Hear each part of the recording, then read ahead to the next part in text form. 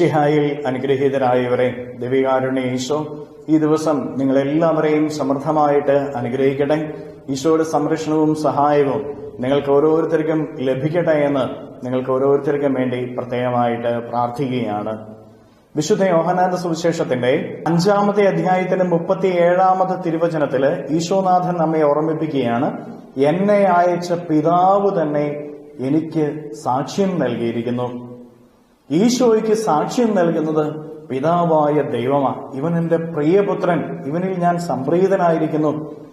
ഈശോയുടെ മേലെ സ്വർഗം തുറക്കപ്പെട്ട് സ്വർഗത്തിൽ നിന്ന് കേൾക്കുന്ന സ്വരം ഇവൻ എന്റെ പ്രിയപുത്രനാണ് എന്നുള്ളതാണ്.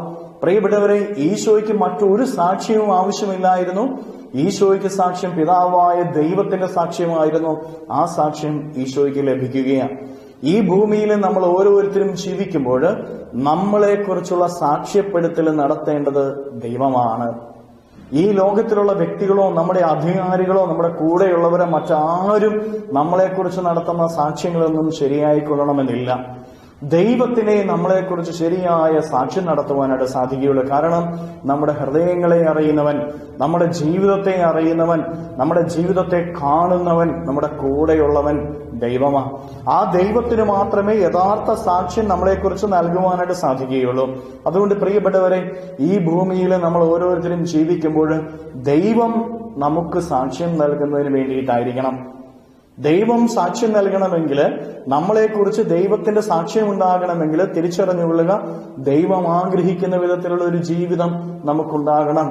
ദൈവത്തിന്റെ ശക്തമായ കരങ്ങൾക്ക് കീഴെ ജീവിതത്തെ സമർപ്പിച്ചുകൊണ്ട് വിശുദ്ധിയിലും നന്മയിലും സ്നേഹത്തിലുമുള്ള ഒരു ജീവിതം ഇവിടെ നയിക്കുവാനായിട്ട് നമുക്ക് സാധിച്ചാൽ ഈ ലോകത്തിൽ മറ്റൊരു വ്യക്തികൾ നൽകുന്നതിനേക്കാളും ഉപരിയായിട്ടുള്ള സാക്ഷ്യം ദൈവം നമുക്ക് നൽകും. അതൊന്നും മറ്റൊന്നുമായിരിക്കുകയില്ല.